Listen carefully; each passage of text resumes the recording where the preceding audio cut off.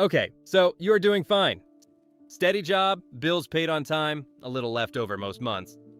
Then you pick the phone back up. 11 seconds later, you feel poor. A friend from school is somewhere warm right now, toes in the sand. Someone from your old job just bought a house with a pool. A stranger you will never meet is wearing a watch worth more than your car. None of that is the whole photograph. That beach trip is still sitting on a credit card nobody mentions. That pool house carries a mortgage stretched thinner than the smile in the photo. That watch is the one nice thing bought after 3 months of absolutely nothing else. Some people can watch all of this and feel nothing at all. Some quietly start measuring their whole life against a stranger's best day. And some end up buying something at midnight, chasing a feeling that was never real to begin with. By the end of this, you will know exactly which one you are becoming. And you will know the one small habit that hands the ruler back to you. This is not really a story about your phone. It is a story about where your brain gets its idea of normal and who currently gets to set that number. To see how that number got taken from you, go back to a version of the world that barely exists anymore. For most of human history, the people you measured your life against were people you could actually see. Your neighbors, your coworkers, the family down the street with the slightly newer car. Psychologists have a name for that group. A local reference group came with a built-in ceiling.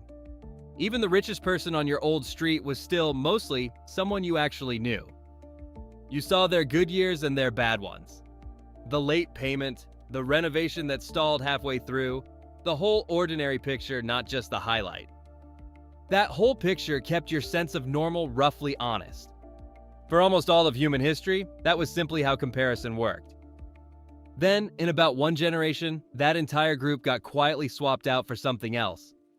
And almost nobody noticed it happening. Your new comparison group is not your neighborhood anymore. It is an algorithm, and it did not choose those millions of strangers at random. It selects for whatever earns the most attention. Wealth earns attention, ease earns attention, beauty earns attention. So the feed quietly leans towards showing you the best financial moment of practically everyone on it.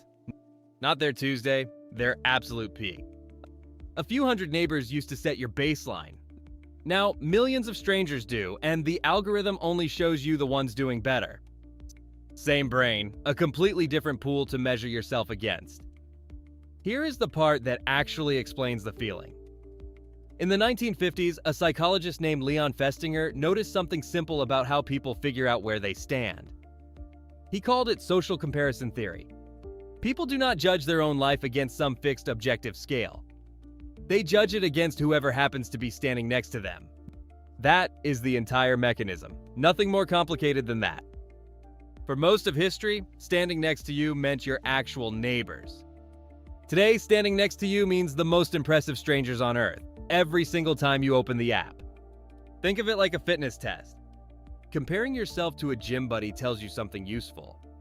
Comparing yourself to the Olympic team every single morning just tells you that you are apparently unfit forever. This exact pattern is called upward social comparison. Comparing to people who appear better off. Not people struggling, not people at your own level. A curated feed of millions gives your brain an endless supply of people to compare upward against. All day, without ever running out. Your old reference group had maybe a few hundred people in it, and most were doing about as well as you. This new one is effectively unlimited, and it is filtered to show you only the ones ahead of you. Same brain. A pool with the floor quietly removed. Here is where it gets more unfair than it first sounds. Nobody posts the Tuesday where nothing happened.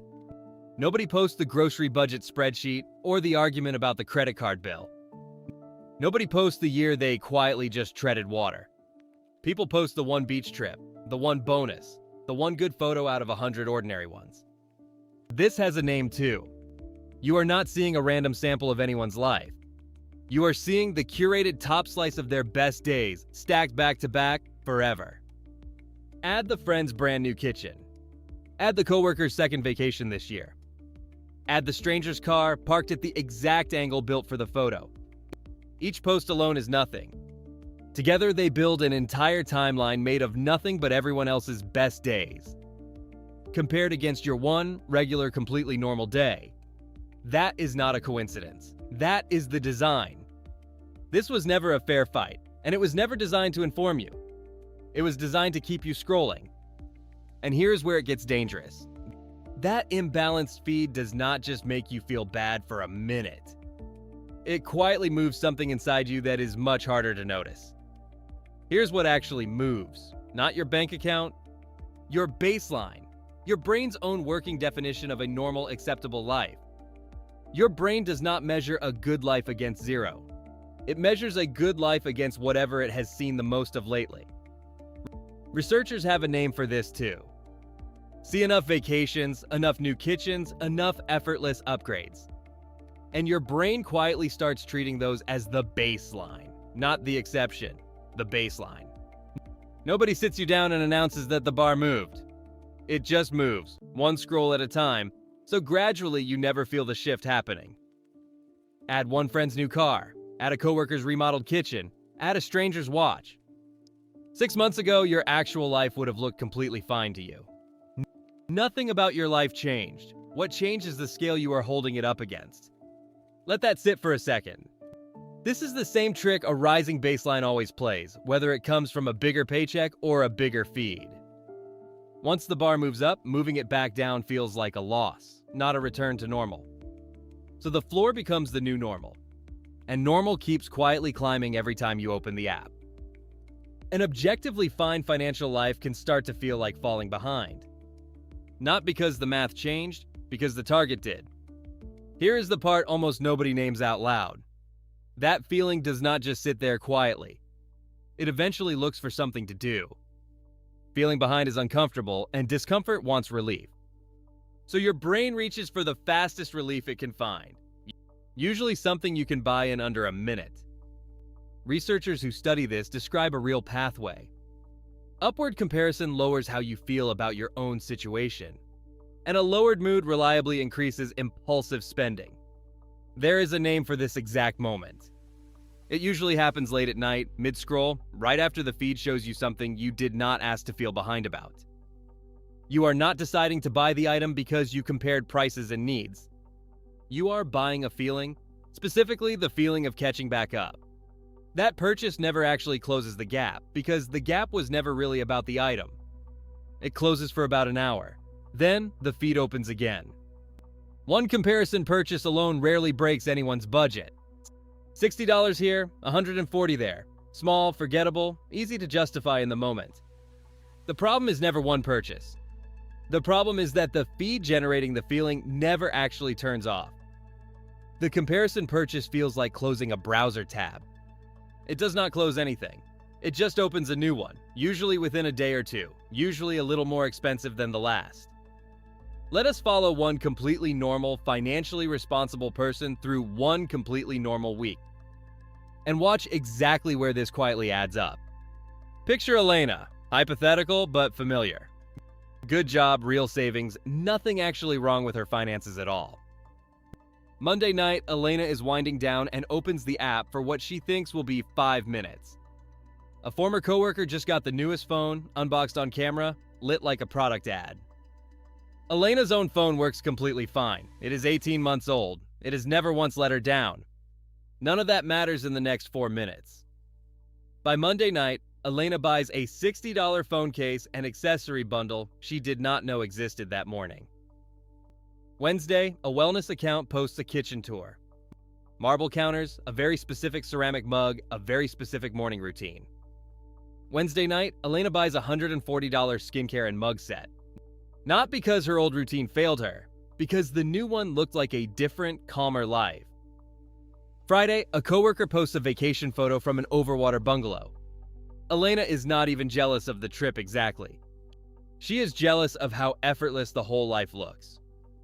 Friday night, Elena buys a $95 pair of shoes she saw in someone else's travel post, for a trip she is not currently taking.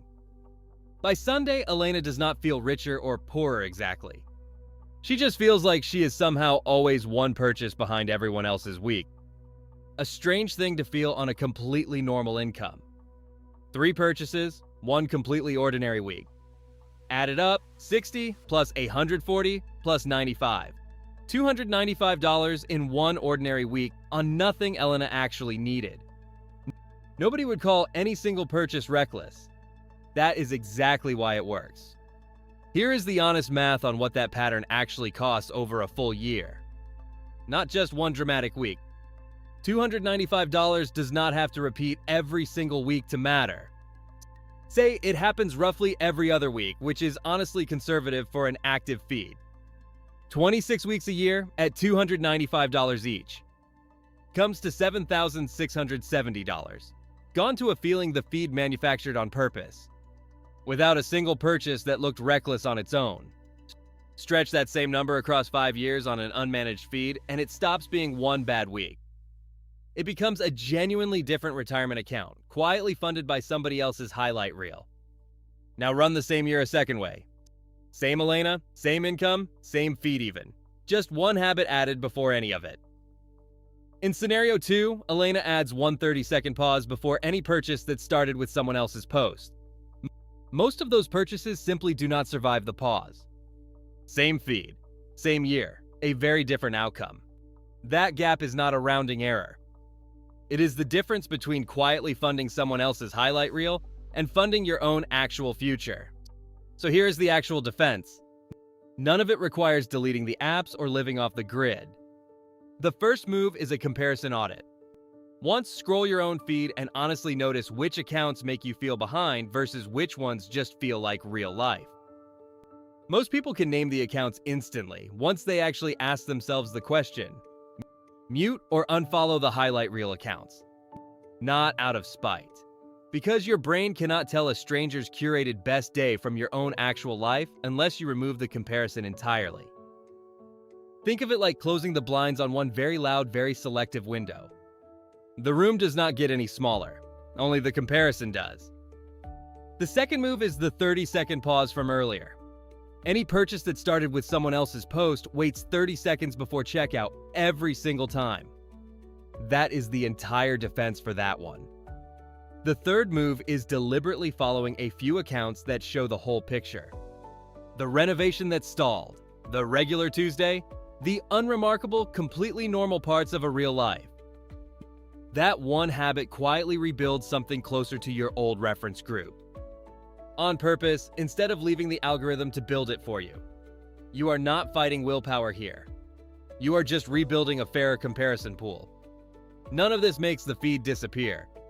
It just quietly puts the ruler back in your own hands instead of an algorithm's. A raise does not make you feel richer if the target keeps moving. Neither does a normal, stable life if the ruler measuring it belongs to someone else's highlight reel. You are never actually falling behind. The comparison pool changed size without asking you, and it forgot to mention it was only showing you the wins. Not a flaw in you, a flaw in the measurement. Your actual life, the paid bills, the steady job, the quiet savings, was never the problem this whole time. The feed just needed you to believe it was. A person who feels behind keeps scrolling and keeps buying longer than a person who feels fine. Nobody throws a party for the comparison purchase that never happened. The one you almost made at midnight and then quietly did not. But a year from now, that is still money doing something for you. Social media did not make you poorer. It just moved the ruler and quietly dared you not to notice.